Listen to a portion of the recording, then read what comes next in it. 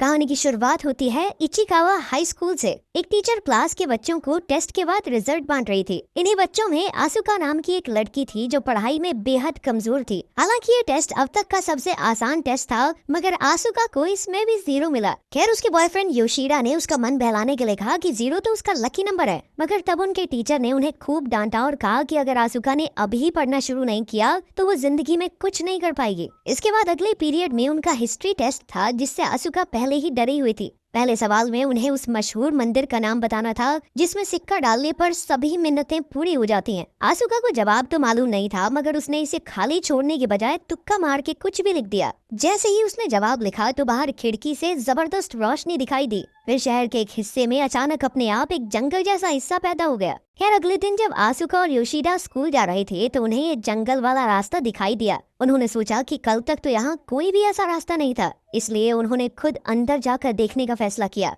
कुछ देर चलने के बाद उन्हें एक मंदिर मिला जिस पर इस जगह का नाम लिखा था, पर वो ये नाम पढ़ ही नहीं पा रहे थे। खैर, आसुका ने बिना सोचे समझे उसमें एक सिक्का फेंक कर मन्नत मांगी कि मेरे हर टेस्ट में 100 नंबर आए। इसके बाद वो दोनों आराम से स्कूल लौट आए। जब आसुका को पिछले टेस्ट का रिजल्ट मिला तो उसने देखा कि उसके 100 में से 5 नंबर आए थे। तब वो सोचने लगी कि मन्नत मांगने का कोई फायदा नहीं हुआ। खैर, बाद में उनका वर्ल्ड पॉलिटिक्स का टेस्ट हुआ। पहले सवाल में उन्हें जापान के प्रधानमंत्री का नाम बताना था। आसुका को बिल्कुल भी आइडिया नहीं था कि प्रधानमंत्री है कौन, इसीलिए उसने यूं ही अपने बॉयफ्रेंड योशिडा का नाम लिख दिया। इसके आगे भी उसे किसी सवाल का जवाब नहीं आता था, इसीलिए वो चुपचाप सो ही गई। बाद में स्कूल के बाद आसुका और योशिडा दोनों आसुका के घर गए। जैसे ही वो दोनों अंदर घुसे तो आसुका के माँ बाप में बहसबाजी चल रही थी। आसुका के पिता एक सेल्समैन थे जिनकी नौकरी खतरे में थी और उसकी माँ का किसी दूसरे आदमी के साथ अफेयर चल रहा था। आसुका ने योशिडा से कहा कि इनके ऊपर ध्यान मत दो, ये ऐसे लड़ते रहते हैं, और फिर उसे अपने कमरे में ले आई। तब योशिडा ने देखा कि एक कमरे के बाहर खाली प्लेट्स और बाउल्स पड़े थे।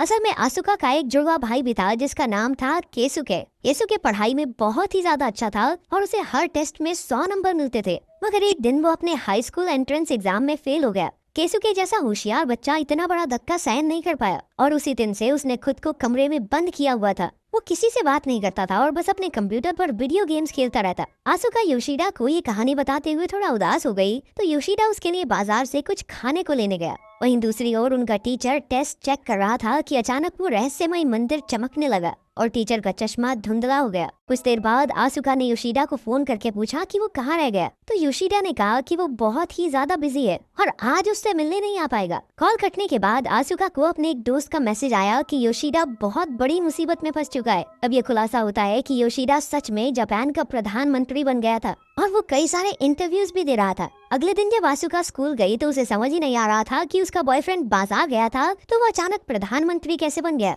और तो और बाद में खबर आई कि कई सारे देशों के प्रधानमंत्री भी लापता हो गए थे। अभी टीचर ने क्लास में आकर सबको कल के टेस्ट के रिजल्ट सुनाए। आसुका ने देखा कि उसका सारा टेस्ट खाली था, फिर भी उसे 100 में से 100 नंबर मिले थे। तभी उसे एहसास हुआ कि उसने अपने टेस्ट में प्राइम मिनिस्टर की जगह योशिडा का नाम लिखा था और शायद इसीलिए वो प्रधानमंत्री बन गया। और बाकी देशों के प्रधानमंत्री भी इसलिए लापता हो गए क्योंकि उसने बाकी सारी जगहें खाली छोड़ दी थी। आखिरकार उस मंदिर से मांगी हुई मन्नत अब पूरी हो रही थी। अब उसे टेस्ट में पूरे नंबर देने के लिए उसके जवाब के हिसाब से दुनिया ही बदल जाएगी। खैर, अपनी गलती को सही करने के लिए आसुका ने गूगल से देखकर टेस्ट में सभी सही जवाब भर दिए और खुशकिस्मती से सब कुछ पहले जैसा हो गया। योशिडा को प्रधानमंत्री के पद से निकाल दिया गया और बाकी देशों के पीएम भी सही सलामत थे। खैर, अब भी मुसीबत टली नहीं थी क्योंकि अब अगले टेस्ट की बारी थी। लेकिन आसुका ज्यादा घबराई नहीं क्योंकि उसे लग रहा था कि मैथ्स टेस्ट में गलत लिखने से क्या ही बदल जाएगा। फिर स्कूल खत्म होने के बाद योशिडा आसुका से मिलने आया और उसे बताया कि उसे प्रधानमंत्री के पद से निकाल दिया गया है।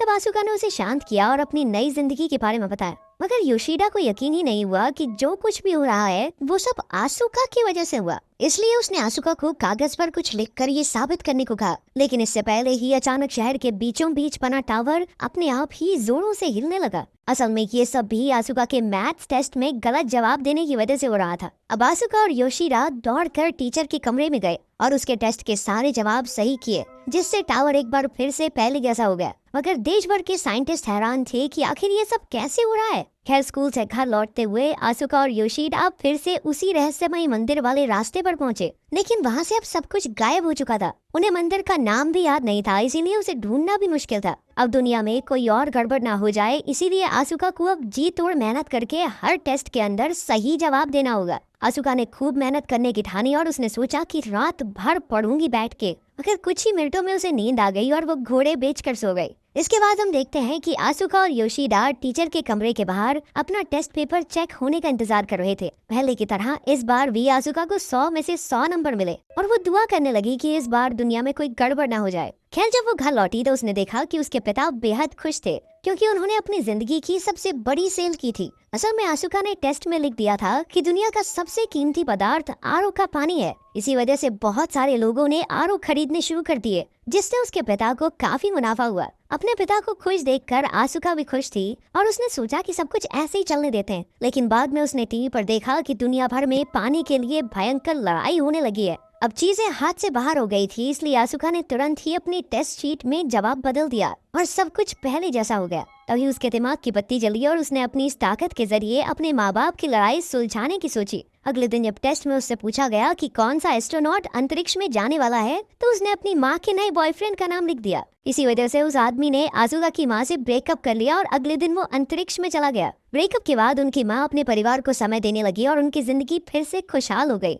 अब आसुका को अपने भाई केत्सुके की मदद करनी थी, इसीलिए उसने अपने अगले टेस्ट में लिखा कि उसका भाई केत्सुके अपने कमरे से बाहर आकर सबको गुड मॉर्निंग कहेगा। लेकिन ये प्लान पूरा होने से पहले ही फेल हो गया, क्योंकि केत्सुके के बाहर आने से पहले ही उसके पिता केत्सुके के कमरे में जबरदस्ती घुस गए और उसे बाहर आने को कहने लगे। इससे उनके बीच में काफी बहसबाजी शुरू हो गई और बातों ही बातों में पता चला कि आसुका के पिता को फिर से नौकरी से निकाला जाने वाला है और उसकी माँ फिर से किसी और से बातें करने लगी है। तब आसुका को एहसास हुआ कि उसकी शक्तियों के इस्तेमाल से घर की हालत कुछ ही समय तक ठीक हो सकती है, लेकिन वो हमेशा के लिए तो नहीं टिकेगी। तब उसने खुद अपने भाई से बात करके उसकी मदद करने की सोची, मगर वो कोई जवाब नहीं दे रहा था। इसलिए आसुका उसके कमरे के बाहर बैठकर जोर जोर से टेस्ट की तैयारी करने लगी। केसुके बेहद होशियार था और जब भी आसुका कोई गलती करती तो अंदर से तो उसके आता था कि इसको ठीक कर दूं, पर फिर भी उसने कई दिनों तक कुछ नहीं कहा। और फिर एक दिन जब आसुका ने बड़ी ही आसान सी मैथ्स प्रॉब्लम भी छोड़ दी, तो आखिरकार केसुके बोल उठा और उसने आसुका को वो मैथ्स प्रॉब्लम सॉल्व करनी सिखाई।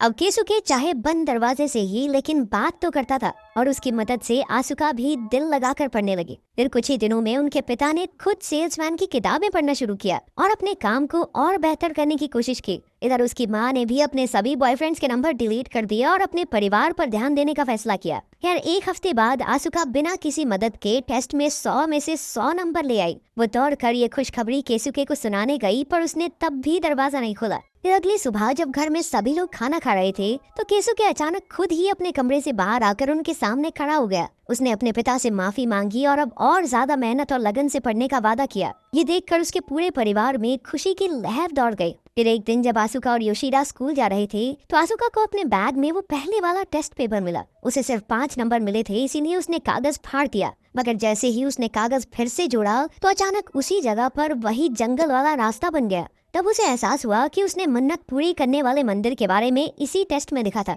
उसके जवाब की वजह से यहाँ नया मंदिर खड़ा हो गया था। अब योशिदा और आसुका एक बार फिर से मंदिर में गए और मन्नत मांगी कि आसुका की हर बात सच ना हो, ताकि सब कुछ पहले जैसा हो जाए। उन्होंने थोड़ी देर इंतजार किया, मगर वो मंदिर अब भी वहीं था। इसके बाद स्कूल में टीचर ने फिर से उन्हें एक टेस्ट दिया, जिसमें ज्योग्राफी और दुनिया की आबादी के बारे में सवाल थे। तभी अचानक आसुका को याद आया कि उस मंदिर में सिक्का डालने पर ही इच्छा पूरी होती है, यानी सब कुछ पहले जैसा करने के लिए उसे सिक्का वापस निकालना होगा। उसने फटाफट टेस्ट पूरा किया और मंदिर में से सिक्का निकालने पहुंची, मगर वो सिक्का एक बक्से में बंद था। आसुका ने एक लकड़ी से सिक्का बाहर निकालने की कोशिश की और वो कामयाब भी होने ही वाली थी। वहीं दूसरी ओर केसुके और उसके माँ बाप उसके भविष्य के बारे में बातचीत कर रहे थे। वो जिंदगी की एक नई शुरुआत करने के लिए काफी उत्सुक था। उसकी माँ ने भी सबको परेशान करने के लिए माफी मांगी और आखिरकार सब कुछ ठीक हो गया। उधर आसुका का टीचर उसका टेस्ट पेपर चेक कर रहा था और उसे हमेशा की तरह 100 नंबर मिले। लेकिन फिर उसी वक्त आसुका ने अचानक सिक्का फिर से गिरा दिया और सिक्के में से अद्भुत रोशनी निकली। कुछ ही पलों में हम देखते हैं कि मंदिर के बाहर कोई नहीं था,